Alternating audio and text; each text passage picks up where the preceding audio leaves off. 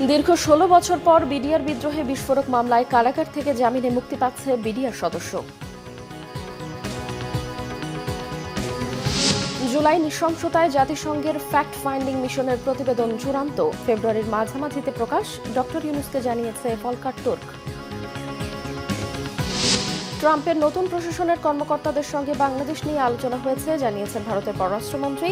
গুরুত্ব পেয়েছে সংখ্যালঘু নির্যাতন সহ বিভিন্ন বিষয়। দেখছিলেন ক্রাউন সিমেন্ট সংবাদ শিরোনাম, এবারে বিস্তারিত। দীর্ঘ ১৬ বছর পর কারাগার থেকে মুক্তি পাচ্ছে বিডিআর বিদ্রোহের ঘটনায় বিস্ফোরক আইনের মামলায় জামিন পাওয়া বিডিআর সদস্যরা। বৃহস্পতিবার ঢাকা কেন্দ্রীয় কারাগার থেকে মোট ৪১ জন, কাশিমপুর ১ থেকে ২৬ জন, কাশিমপুর ২ থেকে ৮৯ জন, কাশিমপুর হাই সিকিউরিটি থেকে ১২ জন সহ মোট ১৬৮ জনকে মুক্তি দেওয়া হচ্ছে। এর আগে গত ২১ জানুয়ারি ঢাকার বিশেষ ট্রাইব্যুনাল ২ এর বিচারক মোহাম্মদ ইব্রাহিম মিয়ার আদালত জামিনপ্রাপ্ত ১৭৮ জন আসামির নাম প্রকাশ করে। এর মধ্যে ১৬৮ জনের তালিকা হাতে পেয়েছে কারা কর্তৃপক্ষ। ২০০৯ সালের ২৫ ও ২৬ ফেব্রুয়ারি ঢাকার পিলখানায় সীমান্তরক্ষী বাহিনীর সদর দফতরে বিদ্রোহের ঘটনায় ৫৭ সেনা কর্মকর্তা সহ ৭৪ জন নিহত হয়। ওই ঘটনায় হত্যা ও বিস্ফোরক আইনে ২টি মামলা করা হয়। হত্যা মামলায় খালাস বা সাজা ভোগ শেষে বিস্ফোরক মামলার কারণে ৪৬৮ জনের মুক্তি আটকে আছে। দর্শক, এই মুহূর্তে কেরানীগঞ্জে আছেন আমাদের বিশেষ প্রতিনিধি জিয়া খান, সরাসরি যুক্ত হচ্ছে তার সাথে। জিয়া, জামিন পাওয়া বিডিআর সদস্যরা কি মুক্তি পেয়েছেন এবং তাদের আত্মীয় স্বজনদের প্রক্রিয়া কেমন, প্রতিক্রিয়াটি জানাবেন। ধন্যবাদ কনক।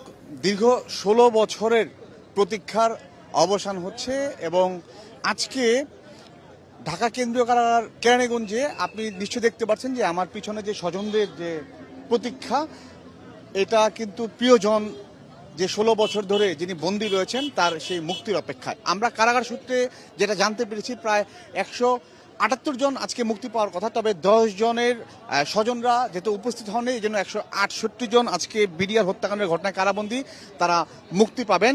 এবং এই ঢাকা কেন্দ্রীয় কারাগার কেরানীগঞ্জ থেকে ৪১ জন এবং বাকি সদস্যরা কাশিমপুর কারাগার পার্ট 1 থেকে ২৬ জন, পার্ট 2 থেকে ৮৯ জন এবং কাশিমপুর হাই সিকিউরিটি জেল সেখান থেকে ১২ জনের আজকে মুক্তি পাওয়ার কথা রয়েছে।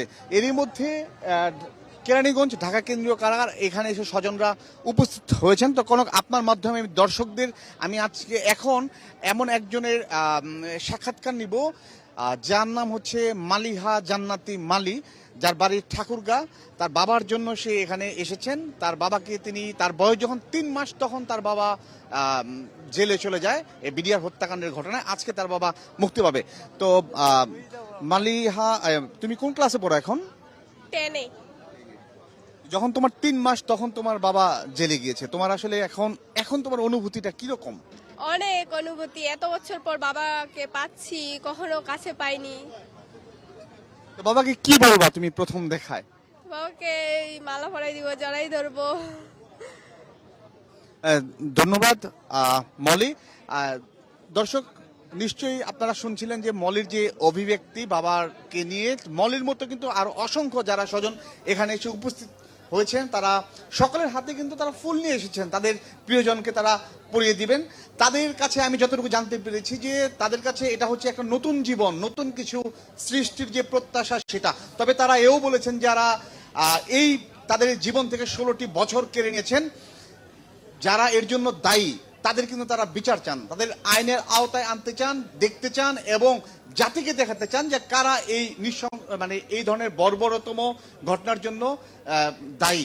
তো কনক, এখন পর্যন্ত কিন্তু আমরা কারাগার সূত্রে আরেকটা বিষয় জানতে পেরেছি যে কিছুক্ষণের মধ্যে হয়তো সেই যারা বন্দী রয়েছেন এই ঢাকা কেন্দ্রীয় কারাগার কেরানীগঞ্জে প্রায় ৪১ জনের মতো তারা মুক্তি পাবেন। তারা মুক্তি পাওয়ার পর আপনার মাধ্যমে আমরা দর্শকদের সবশেষ খবরটি জানিয়ে দিব। কনক। জিয়া খান, আপনাকে ধন্যবাদ।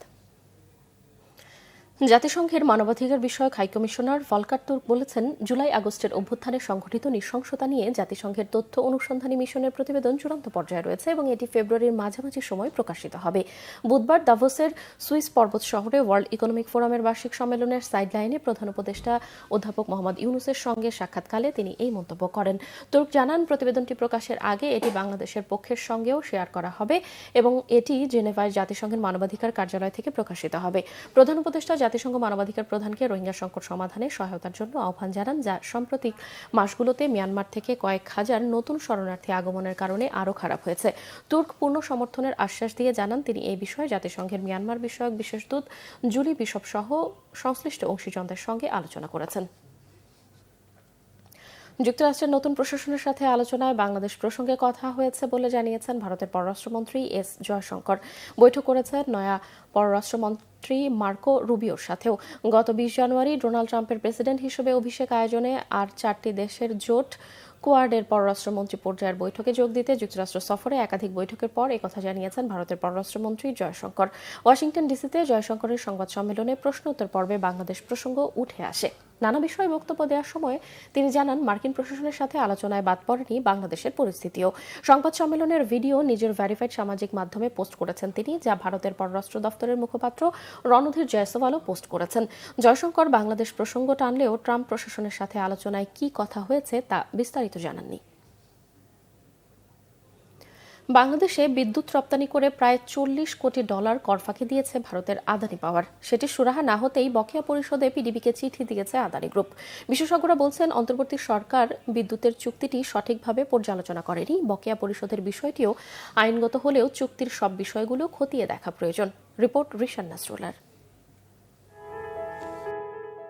বিদ্যুৎ আমদানিতে ভারতীয় প্রতিষ্ঠান আদানি পাওয়ারের সাথে 25 বছর মেয়াদী চুক্তি করেছিল আওয়ামী লীগ সরকার। শেখ হাসিনার পতনের পর বিশেষ আইনের আওতায় করা আদানির চুক্তি বাতিলের দাবি ওঠে। সে সময় সরকার চুক্তিটি পর্যালোচনা করার কথা বললে টানাপোড়েন শুরু হয় আদানির সাথে। বিদ্যুৎ সরবরাহ কমিয়ে দেয় আদানি। বিদ্যুৎ রপ্তানির বকেয়া পরিশোধে চাপ প্রয়োগের চেষ্টা ছিল ভারতের এই বহুজাতিক প্রতিষ্ঠানটির। ফার্স্ট থিং হচ্ছে কয়লা আমি দিব না, আর দিলে এই রেটে কেন দেবো? 14, 15, 18 টাকা সে দিচ্ছে। আর যেখানে কয়লা আমাদের দেশের কয়লা দিয়ে 6-7 টাকায় হচ্ছে। তো এই প্রশ্ন হচ্ছে, এটা তো আগাগোড়াই ওই নীতি। আমাদের দেশে এরকম কোনো শক্তিশালী লোক এখনও আসে নাই, হয়তো আসবে। তাহলে তো আদানির পাওয়ার বলবে যে আমরা তো এটা চুক্তি করছি, থেকে যাবে।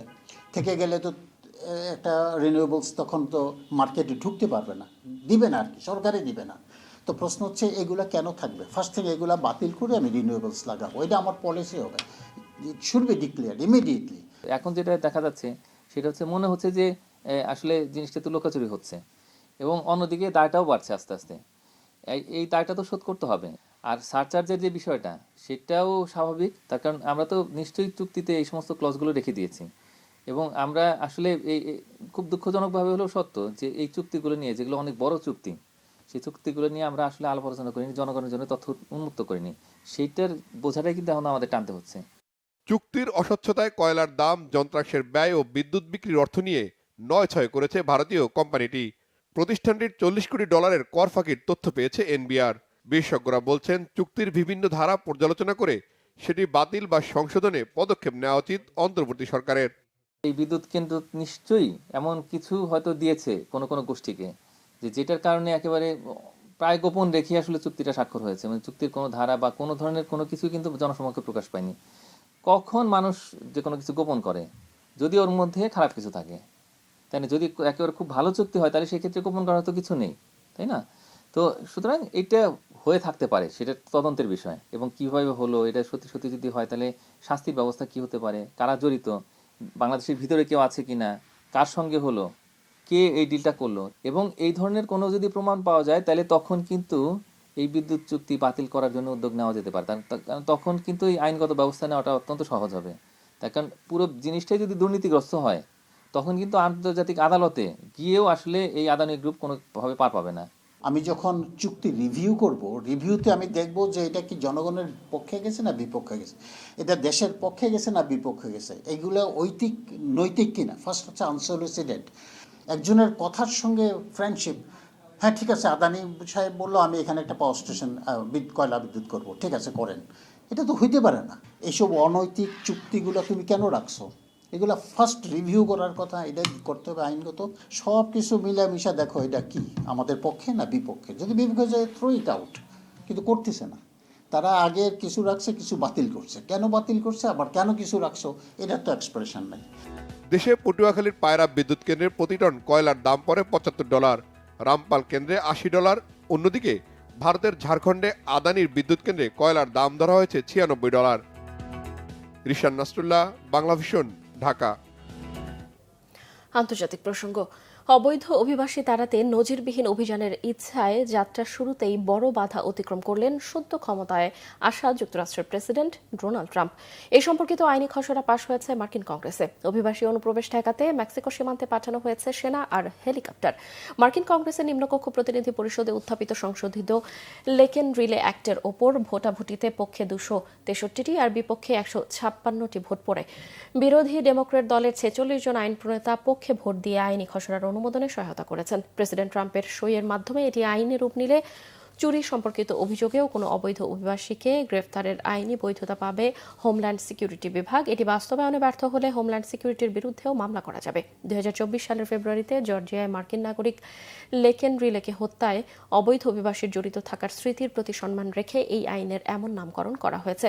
এদিকে মেক্সিকো সীমান্তে অনুপ্রবেশ ঠেকাতে কমপক্ষে 1500 সেনা পাঠানোর নির্দেশ দিয়েছে প্রেসিডেন্ট ট্রাম্প। সেনা সদর থেকে জানানো হয়েছে মূলত সীমান্তে উঁচু দেয়াল নির্মাণের অসমাপ্ত কাজে সহায়তা দেবেন সেনা সদস্যরা। সহায়ক হিসেবে থাকবে বিমান ও হেলিকপ্টার। দর্শক, এই ছিল এখনকার মতো। পরের সংবাদ দুপুর 2টায়। এর আগে দুপুর 1টা রয়েছে নিউজ টপ 10 দেখার আমন্ত্রণ রইল। এছাড়া বাংলা ভিশন সংবাদ ও সংবাদ সংশ্লিষ্ট অনুষ্ঠান দেখতে ভিজিট করুন www.bbnews24.com ও facebook.com/banglavishnewse এবং সাবস্ক্রাইব করুন youtube.com/banglavishnewse। এতক্ষণ সঙ্গে থাকায় ধন্যবাদ সবাইকে।